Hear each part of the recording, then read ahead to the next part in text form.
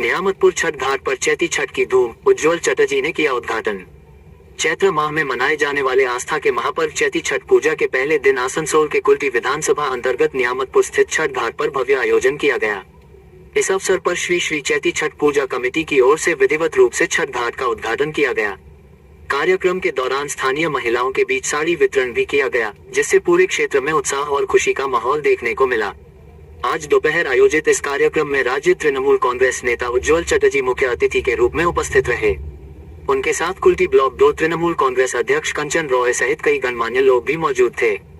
ज्ञात हो कि चैती छठ पूजा का आज पहला दिन है, जिसमें व्रती श्रद्धालु अस्ताचलगामी सूर्य को पहला अर्घ्य अर्पित करेंगे।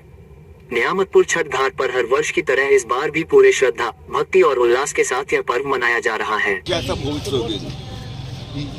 চৈত্র ছোটে যারা মায়ের আরাধনা করেন